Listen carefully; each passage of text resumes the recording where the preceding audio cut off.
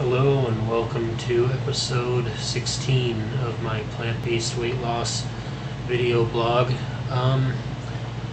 Well, I am in a slightly better mood than I was yesterday.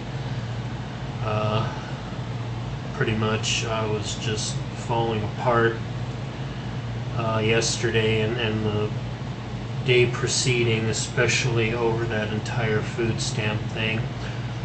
And the reason why I am in at least a little bit better of a mood is that unlike the 2 to 3 weeks they were telling us we could expect to wait over the phone, once again without any warning, we just found out when we happened to look, but the deposit was made today. So we got our food stamps, and at least now we know that we'll have food for the next few weeks until my disability comes in again. And when my disability does come in, we won't be flat broke the minute it hits. So that really helps. But yeah, I guess I really would like to send out an apology to the guys at the office who run the Nevada food stamp program for the extent of my vitriol yesterday. Don't get me wrong, neither Jeanette nor I likes Nevada much at all. We're not crazy about Vegas and we want out of here, but when you got some people working their asses off, swamped with claims, behind on everything, and people are left in a lurch and scared and worried, it was really nice that they were able to do what they did and get the money to us just 2 days late. So now we're good for another couple of months, and the next renewal paperwork, should we need to file that, Jeanette is definitely getting it in at least 2 to 3 weeks before the deadline. So, unless there's some other mitigating circumstance, but she's hardly coughing at all now, and her leg most of the swelling is gone. There's still a little bit of residual swelling, so she's going to have her primary doctor look at it again, and hopefully they'll get that fixed.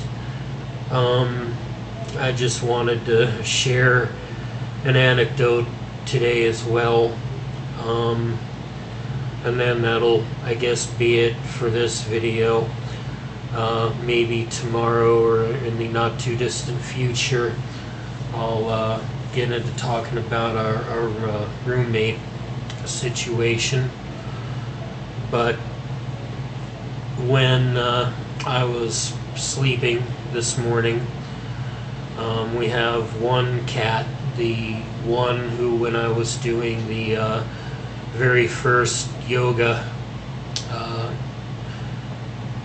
the Diamond Dozen workout, and I did it here, and filmed it and put it up as a video blog post. One of our cats came into frame. His name is Kittehs. He's about 12 years old, and as he's gotten older, he's half British short hair, half Siamese. And the Siamese part of his personality is really coming to the fore. Oh yeah, he's very demanding, very up in your face if you have food. He'll take it out of your hand, even out of your mouth. He'll try to take it out of your hand, or he's taking it out of my mouth. Mm-hmm. So anyway. And yes, I know I'm too damn permissive, but he's my baby.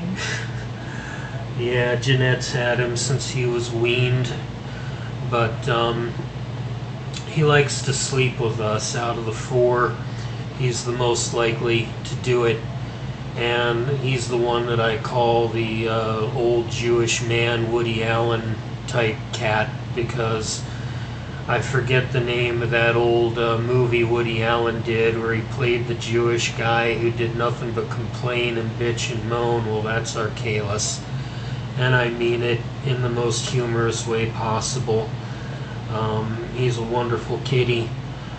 And what he likes to do is come up when we're sleeping and get on top of us, especially when we're on our backs and we have a blanket over us, because he'll come up on our chest and he'll put his front paws here if there's a blanket, or when I've got a beard like this, if his claws are recently clipped and not too sharp, I can let him do this in my beard, and he just loves it. Problem is, he doesn't know the difference between stepping on my belly or my chest or my thigh or my jewels, if you will. And he did that this morning and pretty much woke me up. And, you know, normally if he does that and it wakes me up, it doesn't hurt. It's not like he comes bounding up and you know, wham, right on that particular area. Normally it's just a soft little paw print, and then he puts his other foot on my stomach and then walks on up. And sometimes I'll jerk a little bit. Well, that's what I did this morning. It's like I brought my arms in and tried to raise both of my legs, kind of like, you know, moving a little bit into a fetal position to protect myself, because it took a moment to register there was a cat trying to get on me. I didn't know. Well, when I jerked my legs, I had a bolt of pain in this bad right knee that I spoke of yesterday that honestly felt like somebody with a boot on stomped it good and hard, and I almost screamed. I managed to contain that, and then I nudged Kittehs off of me so he was between Jeanette and I instead of on me, and I proceeded to roll over onto my right side, and with both hands I just cradled and massaged the knee until the pain went down. And it took time, probably felt a lot longer than it was, but I'm going to say at least 5-6 minutes of just laying there on my side and kind of, you know, breathing through clenched teeth and massaging the knee and very slowly trying to bend and straighten it, the leg, before I could even think about getting up off the floor. And I was honestly amazed when I was able to get up and stand, at least at first, with no additional pain. Of course, by the time I made it into the bathroom and was done, you know, tapping a kidney, if you will, and was going to go over and wash my hands, at that point I was pretty much back to my hobble that I'm kind of having to do now. But the good news is, you know, that there wasn't any worsening of the condition. The bad news is clearly something is very wrong, and there's probably going to come a time, you know, in spite of further weight loss, which I won't be messing around with any more veggie pizza or anything like that, because A, it's expensive. I only did it because I thought I was going to be, you know, without Jeanette and without an easy way to obtain preparable food of any kind for a long time. So I figured, well, you know, 3 pizzas, if I eat 6 slices a day, 2 per meal 3 times a day, it'll get me through 4 days. And in reality, I did not need $30 worth of pizza, but shit happens. But there's no more of that kind of crap around, and we'll be eating lots of mashed potatoes with creamed corn and split pea soup, and just good but simple stuff. Trying to get ahead in terms of money, even if only a little bit, because we'll never get out of Vegas if we don't save something. It has to happen, no matter what we sacrifice. And so I am expecting very soon here to really finally be back in the 200s. It's something I've been talking about for either here or on the McDougall boards for a long time, at least a month or more, expecting to finally break into the 2s, and I'm going to do it.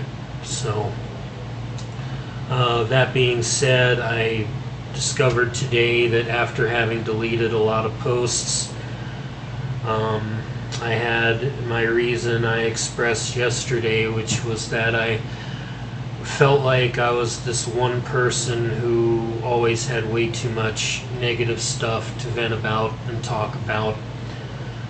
Not just 1 or 2 little things, but an entire array of life circumstances that need to change somehow. And to just try to go through the motions and post in a journal and say, well, today I ate this and this and that and that.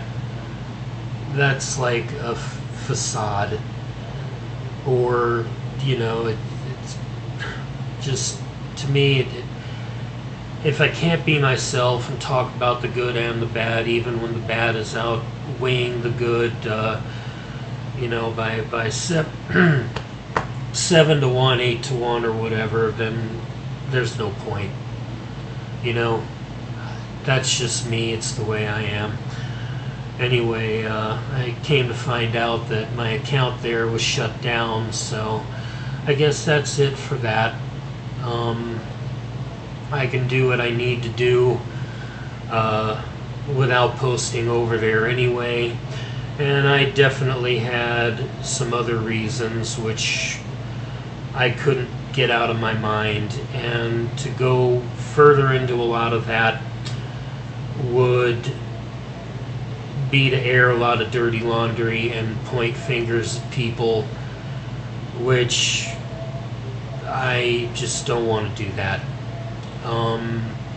Almost everybody over there, Norm and dozens of others. I mean, Norm was the one who went ahead and got the collection going for me to get the DDP yoga DVDs, and I also feel kind of crushed. I mean, literally, just not just a little bit affected, but I feel shitty that I can't keep up with the yoga now because of the knee. Because I was getting to the point with it where it just started to feel so good. Being able to go into lunges and stand up and bend way back and look at the ceiling without immediately wanting to lose my balance. I felt like I was making progress, and then this comes along and all but eliminates that, and I just feel bad. I feel like the people who donated, and to have that happen, I feel like the money was wasted on me. I really do. And so, but there's other stuff that, while I was in almost a state of meltdown, when the final straw was, how the hell are we going to eat? What are we going to do?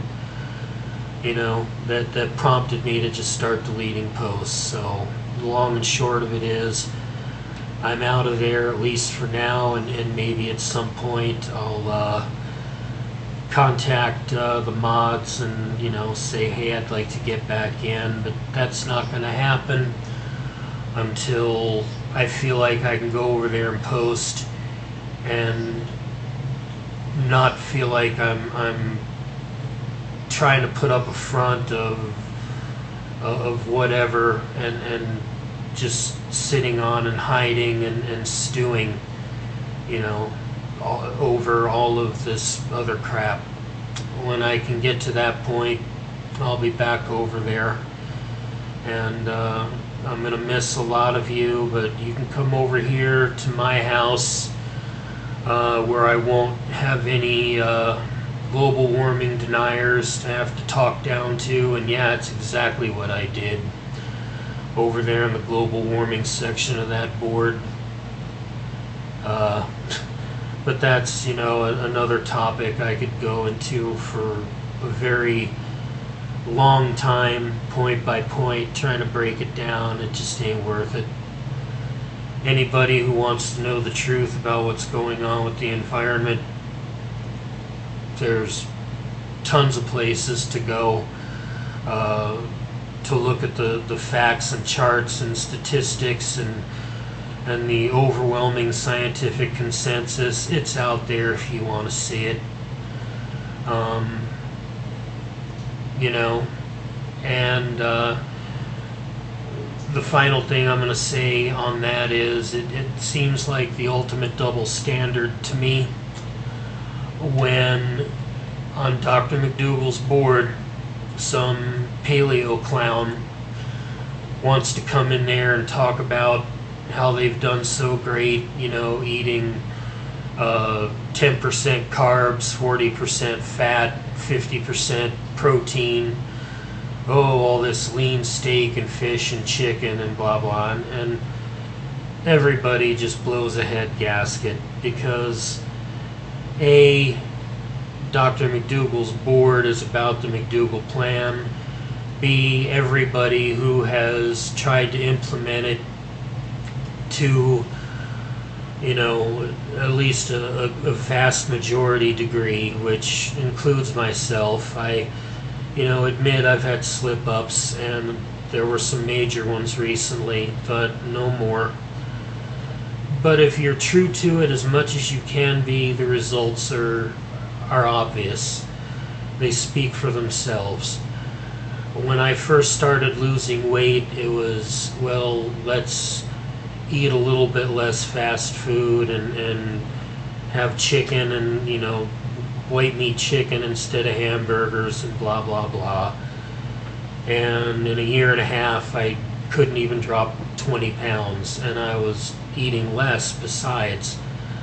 Now as soon as I went to the bulk of my calories from the rice and potatoes and vegetables, whatever we could afford in that respect, and, you know, no fat added breakfast cereals like bowls of grape nuts or shredded wheat, fruit, you know, 200 pounds go bye-bye. And I've had my plateaus, I've had my difficulties, and I've had my slip-ups, but without the McDougall plan, never would have been possible. So yeah, when some paleo dude comes over there and stirs the pot, everyone, and I think justifiably so, gets very mad. Some people get kind of self-righteous, indignant. Those are normal kinds of reactions, I think. And, you know, it's possible to overblow it and be a little bit too harsh in some ways, but, you know, again, it speaks for itself. Same thing with the whole climate issue. And over there on the McDougall boards, there is a section for global warming, and the subheading for that is a place to talk about global warming and the livestock connection, I guess, whereby, you know, the fact that you need 12 calories or whatever it is worth of grain, corn, or whatever to raise, 1 calorie worth of beef or poultry, plus countless thousands upon millions of gallons of wasted water to raise those livestock animals. That you can talk about. And then there's just the global warming science in and of itself. Well, in all the time I've been a member of the McDougall boards, I spent a lot of time and put a lot of personal energy into debunking these cretins. Yep, I went there. Bunch of fucking worthless idiots who, hey, let's get on here because there's a global warming section, and spam our little articles from these right-wing libertarian Yahoo websites. I don't mean Yahoo, I mean these people are Yahoos, like, the Von Mises or Mises or Mooses or whoever the hell it is, and what's up with that, and all of these Koch brother funded right-wing little front websites that, well, we have to have a debate about global warming because the science, you see, it is not exact. One climate scientist out of 487 actually has a different opinion, so we must further and foster that debate, Oh, fucking bite me. I mean, really. So, it's been proven, it's been written up, that for causes like this, they pay these people to go onto websites and just post shit to stir up the pot. And to try and create a debate where there is no debate, be it global warming or, stuff like other social issues, just gay marriage, which is big right now, with this Chick-fil-A crap that's going on. Any kind of issue like that. They get paid to do their little posts where they'll spam an article, a link to an article, or maybe a couple paragraphs, and you can Google search the paragraphs, and lo and behold, 47 results come up all over the internet where it's the same crap being posted by the same people. So, as I said, I've taken it upon myself to try and counter the blithering nonsense with real science about whether it be the polar ice cap or temperature trends or temperature records, high temperature records in the continental U.S. as of the end of June, I think. Don't quote me to the exact detail on that part, but record highs, both daytime high records and overnight low, warmest overnight low records, both of those combined have been outpacing the record low overnight cold lows and overnight daytime lowest high temperatures by a factor of 12 to 1 this year. Last year it was like 7 to 1. It just seems to be worsening every year. Of course, everybody knows right now we have a drought going on that's just about ruined an entire year's corn crop. Right now, the Arctic ice extent in terms of square area, square kilometers, is at the lowest it has ever been for this time of the year. In the past 3 days, like 447 or 448,000 square kilometers of ice disappeared.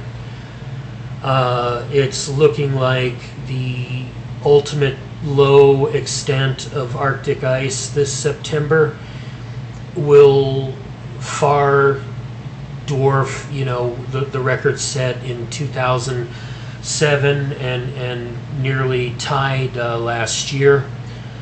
The cubic volume of ice in cubic kilometers actually rebounded just a tiny bit last month, but the cubic volume graph, there's one where they have it a plot for every calendar month for every year since like 1978 or 79, and okay, I guess, yeah, left to right, you can see all 12 of those plots for each month just going like this. It's not a linear decline, it's like a quadratic where if the plot holds, September will be ice-free in another couple years, 2017. I guess more than a couple years, but you know, same difference. I could go on, but I won't for much longer because I think most of you really get the point. But another thing is, because of all of the soot being belched out of China with all of their factories and all of their coal plants, which they're using to generate their power, the albedo, or the surface reflectivity of the Greenland ice shelf, has been plummeting from where it should be up in the 80s and 90s to almost in the 60s. And the lower that albedo reading becomes, the more dark the ice actually is, blackened from soot, which means that that ice now gets to retain heat from the sun. And I saw a picture on a website just yesterday, because I look at this shit every day. I really do. Every day I probably spend between half an hour and an hour combing through new articles and looking at the charts and the graphs and watching how they change. And it's damn scary.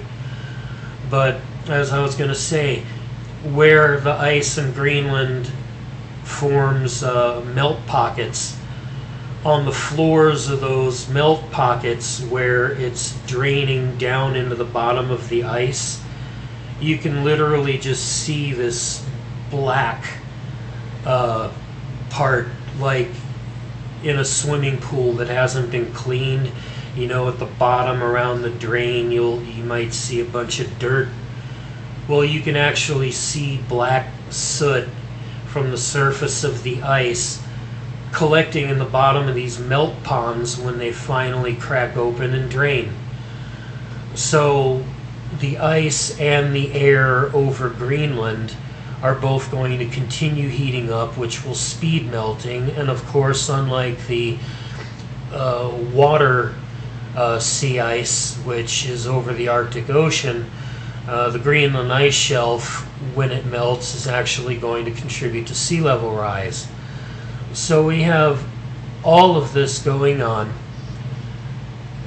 Anybody with a grain of intuition and a little bit of open-mindedness and you know, the ability to just be honest with themselves can mentally compile all of this and see that we're in trouble.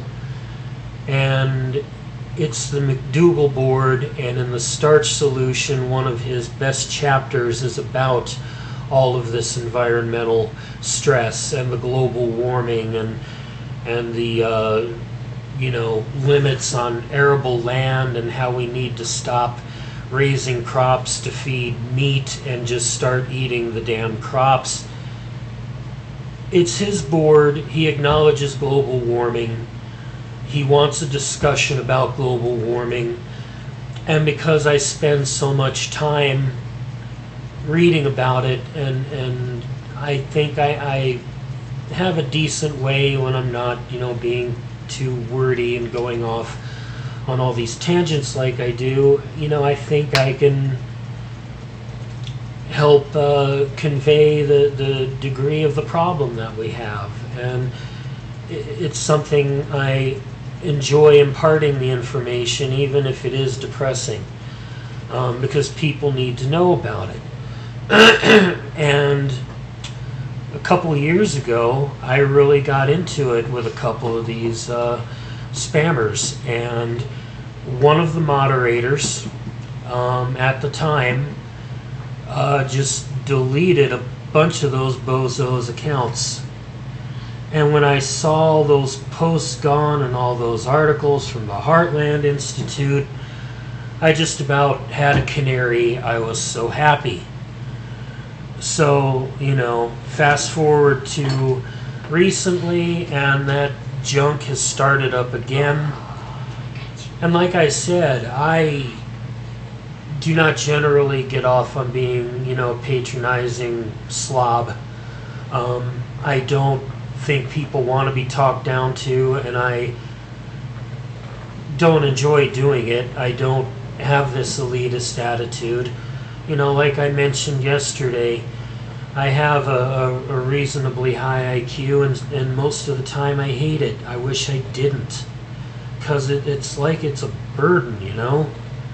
But anyway, this crap starts up with these articles, just links to articles by people who don't start journals, don't go into the lounge and post about topics there. It's just, oh, hi, here I am, new to the boards, my first post, some crap about some new paper, you know, which isn't peer-reviewed, by the way, but we'll call it a paper. You know, oh, look at this, look at that. And I just, you know, to me this situation is too dire to play bullshit and ring around the rosy with people who just want to obfuscate, so they can earn, you know, 25 or 50 cents just because they posted an article, because the Koch brothers need to keep people having this debate, you see, when there is not a damn debate. The science is there. It's as true as anything. It would be like if I started going around and saying I wanted to reopen the debate on whether the sun orbited the Earth. Everybody's going to look at me like I'm completely frickin' cuckoo, which it's probably already too late. I suspect I am, and oh freaking well, que sera, sera. But that's to me like what it would be. And so anyway, there it was, and I got really pissed off, and it didn't look like anything was gonna get done to chase out the, you know, people who clearly are just there to disrupt and misinform. And that really upset me too, and in combination with everything else, it chapped my ass enough that I just didn't see any point in trying to maintain a presence over there. And like I said, I think someday I'll want to again. I hope I'll be welcome. I fully expect to be in a more stable situation and less emotionally volatile and in better physical condition when that happens. But in the meantime, come on over to my house, and I promise not to make every day as shitty and depressing as yesterday was. I really, that's not my intent, but sometimes I just have to let go, and I don't feel like there's anywhere else to go. I mean, if I wanted to afford therapy, even if it was on a sliding scale and just a few dollars a week, add the cost of the appointments plus the paratransit fare, and there alone you're probably looking at $50 a month, easy, which we don't really have. So since I can't, and God, even if we could, as I said, I don't want to spread bed bugs around. Jeanette is more mobile and gets around better and does her damnedest not to do it. I feel like with my circumstances it would be more likely, since I'm not moving around as much and I spend more time sitting and everything else. It's just a risk I don't want to take. I couldn't live with myself if I did. So, this is it. I get on here, I talk to the camera, I just let it rip. And when things are bad, yesterday I think just getting on here and doing it, it was a good thing. Even if the video sucked and it was depressing and I could barely keep my train of thought. So, I'll try to keep up more of a presence here and do everything I can to break into those 200s after half a lifetime, and try to have a reason to really, wear a smile and feel a sense of accomplishment and be happy. And hopefully over the next year, we'll be able to start looking at a change of environment too. And again, I still have a lot of topics in relation to my purpose of this video blog. I want to talk about, what we eat, what kind of food we prepare, how much I eat, when I eat, how good it tastes. There's hardly ever anything I end up not liking. It's you can count the number of times I just ended up going bleh over something, I think, on one hand. So, it's time to get back into a little bit more positive swing, and so that's what I'm hoping to do. With or without the McDougall boards, I hope that you'll continue to watch these videos, and that something good will come out of all this when it's all said and done. So with that, thanks for tuning in again. This was long. I actually thought it was going to go longer, but no. So maybe tomorrow I'll get on here and talk about our roommate situation. One of the best friends I've ever had. I've loved the guy, but he's kind of really let stuff go, and we're stuck with him. I don't know if we could keep a roof over our heads without him. I don't know if he could without us. And codependence is not healthy, so we've got to make the best of it. But it's not a good situation, and maybe I'll just get on and talk a little about that tomorrow. And hopefully we can make some positive changes for him too, because he needs them every bit as much as Jeanette and I. Alright, so before I hit the 40-minute mark, that is it. Thanks again for watching. Peace out, and I will see you soon.